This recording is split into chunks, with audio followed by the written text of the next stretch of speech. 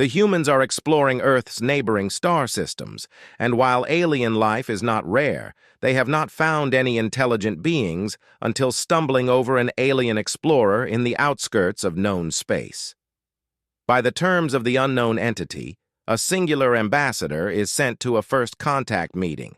It quickly turns out that the alien species has little in common with humans, but in a sincere effort, Ambassador Samantha Neal and the Inatorii explorer Nayar Ent Hep try to learn about each other and create a foundation for an alliance. They work through misconceptions and language barriers to teach each other about the fundamentals of their technology level, biology, and culture. As Nayar Ent Hep needed to return personally with her knowledge about the exchange, they parted ways with the plan to bring together more of their respective species for further meetings.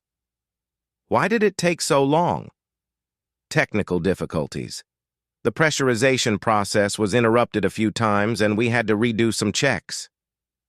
Thanks, Rory. Was it another fault with the station? Engineer Rory continued his work on the console beside the airlock door while replying, "Could have been a sensor feedback issue in the airlock chamber. I really shouldn't be surprised anymore. Will it be fine now? No sudden depressurization or anything?" "Yeah, it's fine. It's stabilized okay, no worries. Plus, you've got your suit." "I'd rather not need it. Anyway, please open the doors." "Sure. Good luck, Samantha." The airlock double door slid away, revealing a small chamber and a single, sturdy outer door. The curly-haired woman, wearing a compact, all-purpose pressure suit, entered the airlock and then stepped outside after cycling the doors. It was her second time seeing it, but she was still amazed how the alien ship was connected to the human-made docking tunnel. The metallic ring seamlessly joined the organic material the Inatorii used to build their creations. She followed the well-lit corridor. The design was different to what she had encountered when she had made first contact with the Inatorian species nearly a month ago. Nayar Ent Hep had been the first and only individual Sam, and with her all of humankind, had met this far. The corridor had rounded walls with a fine ripple structure and a uniformly light gray color that had a slight pink hue. It went deep into the ship until it opened up to a large chamber that continued the design. Most of the floor space was taken by a dome in the middle that had steep walls and reached about twice the height of Samantha. Before she could ponder what it was for, it began to change its color from its previous opaque white to slowly become transparent. Simultaneously, a silvery and pleasantly modulated voice emanating from no clear point of origin spoke loudly. "Hello, Samantha Daniela Neal." The dome turned out to be a cover over a wide well in which stood an individual of the Inatorian species. Despite the floor being deep down and her resting relaxed on her tail and arms, her triangular head reached up higher than Sam stood. This unknown Inatorii appeared larger than Nayar Ent Hep had been, and Samantha guessed her to be close to 15 meters long. Between the pair of large arms that were close to 2/3, the length of the legless body were two much smaller pairs of arms held in a prayer-like pose, with the three-fingered hands interlocked.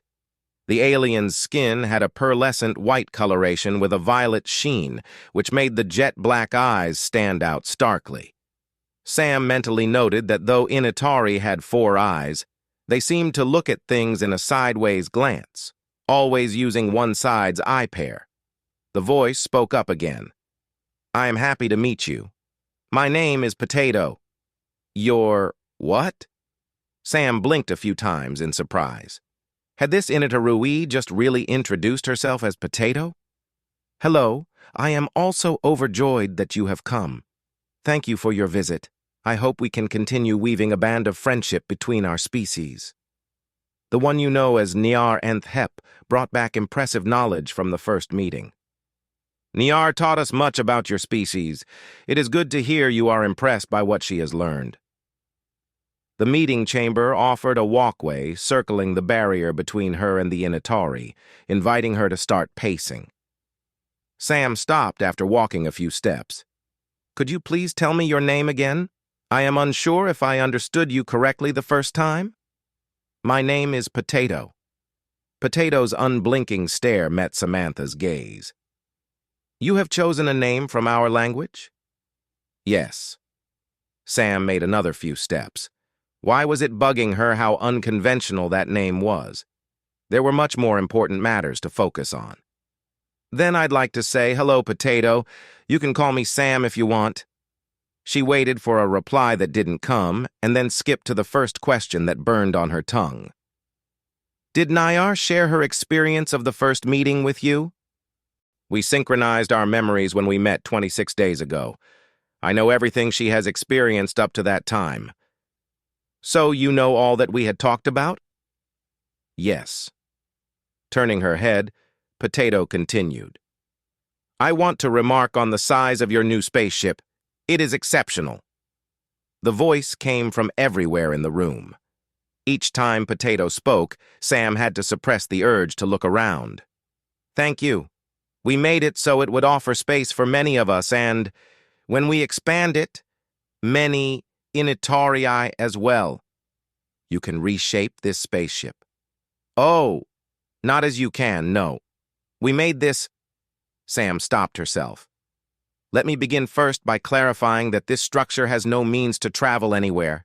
It is a space station, and it is made from modular, prefabricated parts that were brought here by a special transportation system. We are not done building the station and will add more modules in the future, like special-built compartments big enough for you to move in. That is how we will expand it. Potato shifted forwards. The pearlescent effect of her skin gave her movement an entrancing effect. Your space station is unfinished. Are you safe there? The unexpected question made Sam pause. She had never thought about the circumstances under which one of these organic Initarian spaceships was built. As they seemed to have no other protection in space besides their ships, they probably didn't build them there and could only leave a safe environment once they were finished building it. I am. The station has everything necessary to provide a safe living space. But you have not finished building it to the design shape?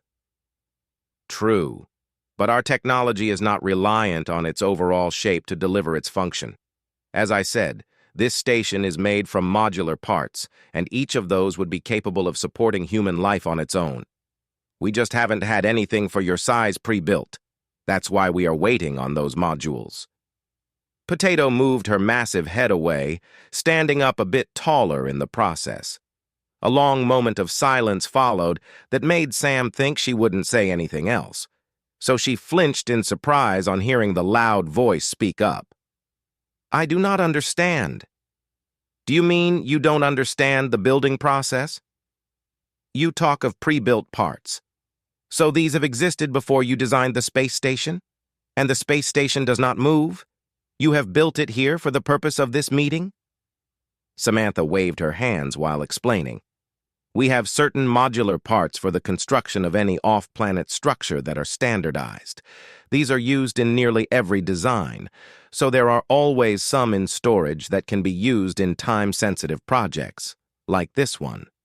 But we still need additional modules so the station can become a place of diplomacy between humans and Initorii, and these were designed and built with this purpose in mind. This time, Potato remained silent. Could you tell me how you made your spaceship? Maybe I can explain better when I understand the differences. Gladly, but I am unsure of how to put it in words. You don't need to mention specifics.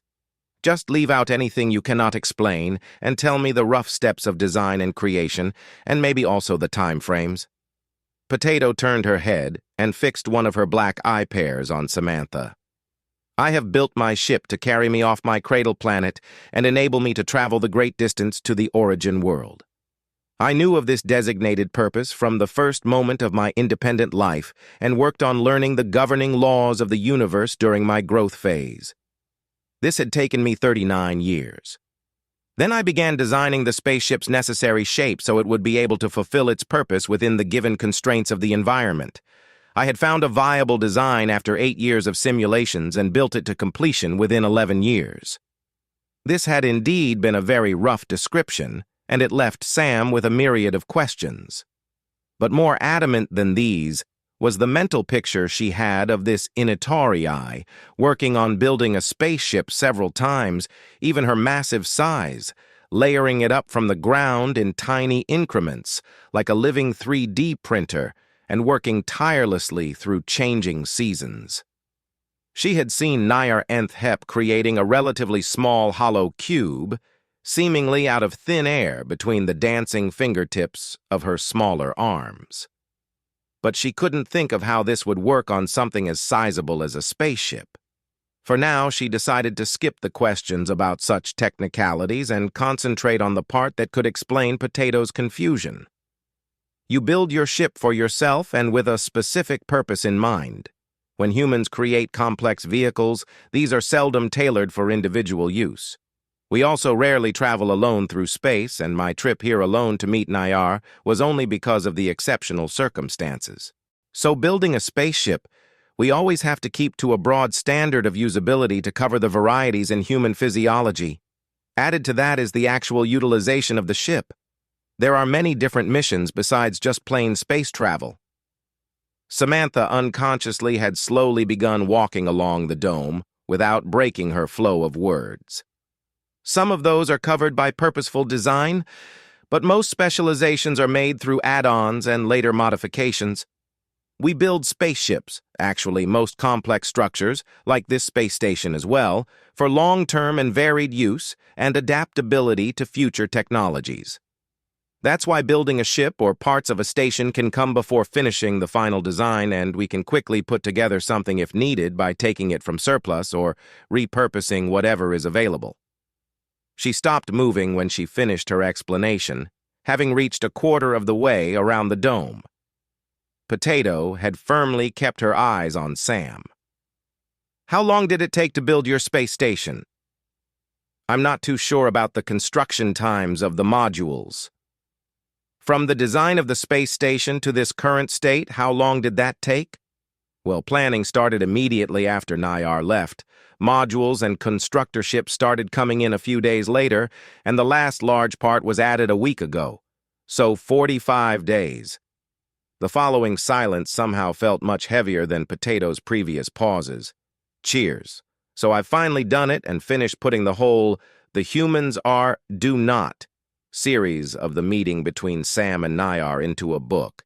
It's all polished and improved, and it even has a real title now, Synchronizing Minds, First Contact. Besides the ebook, you can also get one with real paper pages and a cover you can touch. How exciting. As a small bonus, there is a short story in there that deals with a different first contact between the humans and the ingenuity in another place and very much accidental. In Crash Landing, a mishap left 3 humans stranded on a barely explored exoplanet outside of known human space. Their assumption that the planet only contains flora and microorganisms is thrown out the window when an alien creature surprisingly turns up at their encampment. The huge newcomer at first appears non-sapient and quite threatening. Will they figure out what they are dealing with here? And can they still concentrate on fixing up their damaged spaceship?